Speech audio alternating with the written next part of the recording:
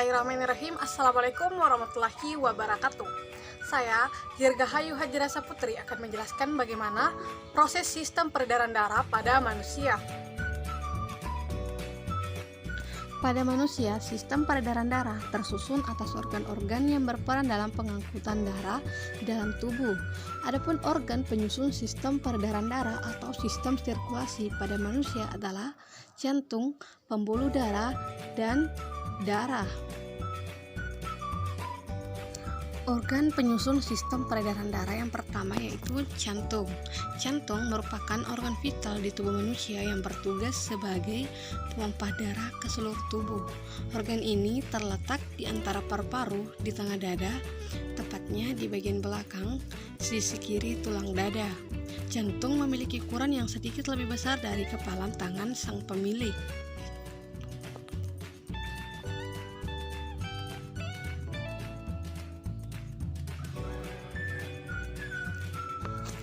Di dalam jantung terdapat 4 ruangan yang terbagi menjadi 2 bilik atau ventrikal dan 2 serambi atau atrium. Serambi dan bilik kiri jantung berisi darah berisi yang kaya biris.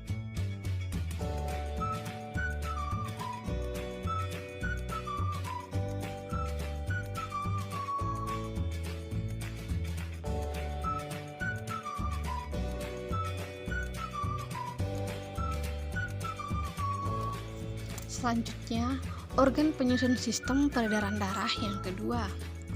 Pembuluh darah merupakan sistem peredaran darah berbentuk tabung, otot elastis atau pipa yang berfungsi membawa darah dari jantung ke bagian tubuh lain. Ataupun sebaliknya, pembuluh darah bisa dibedakan menjadi 2, yakni pembuluh nadi atau arteri dan pembuluh balik atau vena.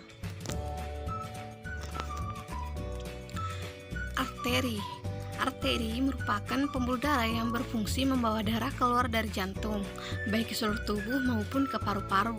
Darah dialirkan pembuluh arteri mengandung banyak oksigen kecuali pada arteri pulmonalis yang khusus membawa darah kotor untuk dialirkan ke paru-paru. Darah bersih yang dipompa keluar dari jantung akan melalui pembuluh darah utama atau aorta dari bilik kiri jantung. Aorta ini kemudian bercabang menjadi pembuluh darah yang lebih kecil yang disebut dengan arteri yang menyebar ke seluruh bagian tubuh.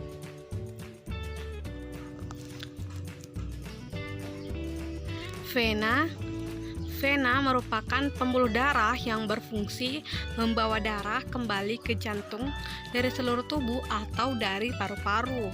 Vena cava membawa darah kotor yang mengandung karbon dioksida dari seluruh tubuh yang kemudian akan dialirkan ke paru-paru untuk ditukar dengan oksigen melalui proses pernapasan.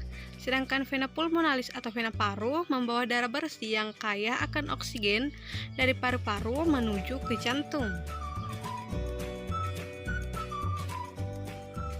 Selanjutnya, darah. Darah adalah komponen terpenting dari sistem peredaran darah.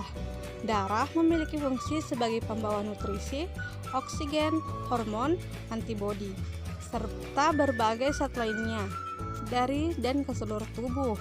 Darah manusia terdiri dari beberapa bagian yang meliputi plasma darah dan sel-sel darah.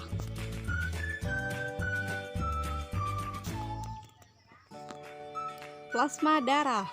Plasma darah merupakan cairan berwarna kekuningan pada darah yang bertugas membawa zat-zat penting seperti hormon, protein, dan faktor pembekuan darah.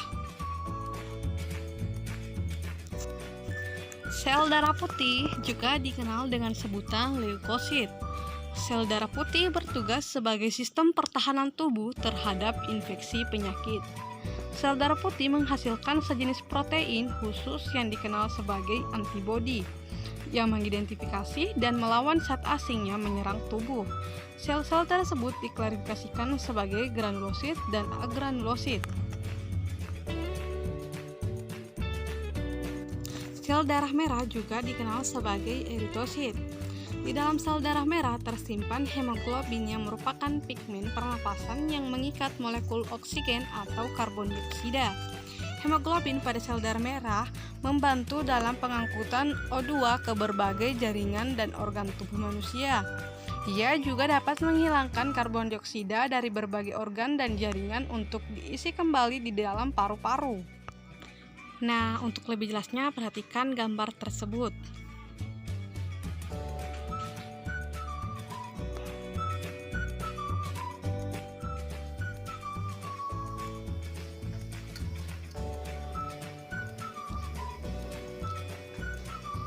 Kamu dapat merasakan detak jantungmu setiap kali kamu meletakkan tanganmu di dada. Tapi tahukah kamu apa yang sebenarnya terjadi atau apa yang membuat jantungmu tetap berdetak? Setiap hari jantung kita berdetak sekitar 100.000 kali, mengirimkan setidaknya 2.000 galon darah yang mengalir di seluruh tubuh kita. Meskipun jantung kita hanya lebih besar sedikit dari kepalan tangan sang pemilik, akan tetapi jantung memiliki peranan yang besar untuk tetap membuat darah mengalir sepanjang 60.000 mil dalam pembuluh darah, yang mengedarkan nutrisi dan oksigen untuk organ dan jaringan. Darah mengedarkan seluruh substansi tersebut melalui berbagai saluran yang disebut pembuluh darah.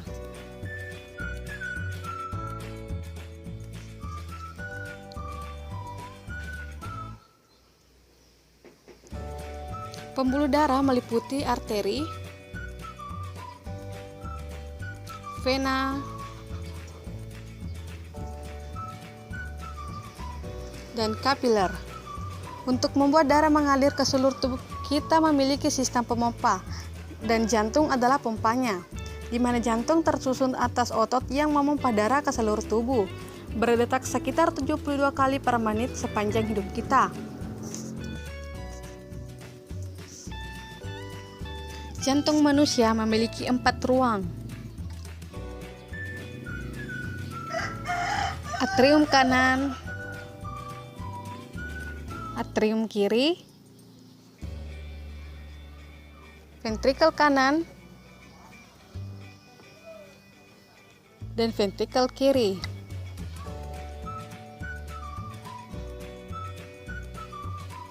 Jantung memiliki 4 katup, yaitu katup trikuspid, katup mitral, katup aortik, katup pulmonik. Katup ini merupakan katup satu arah.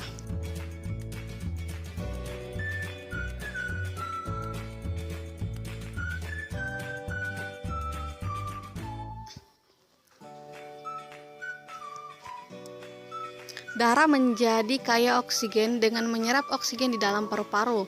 Jantung mulai bekerja ketika darah yang kaya akan oksigen terbawa dari paru-paru menuju ke atrium kiri melalui vena pulmonalis. Saat atrium kiri berelaksasi, darah akan terpompa masuk ke jantung. Saat atrium kiri berkontraksi secara bersamaan, ventrikel kiri akan berelaksasi. Atrium kiri menekan darah menuju ventrikel kiri melalui katup satu arah.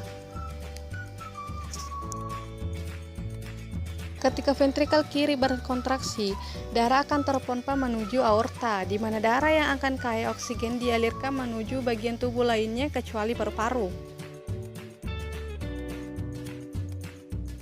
Darah yang kaya akan oksigen mencapai seluruh tubuh melalui pembuluh darah yang disebut dengan arteri.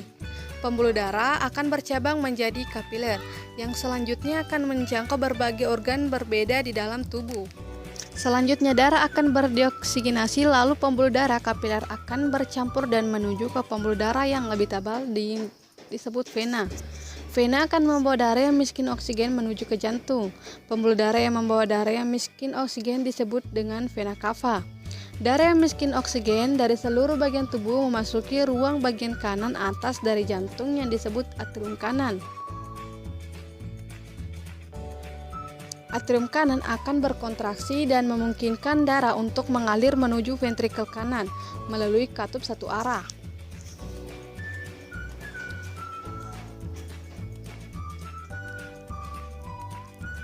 Ventrikel kanan kemudian berkontraksi dan menekan darah menuju arteri pulmonalis.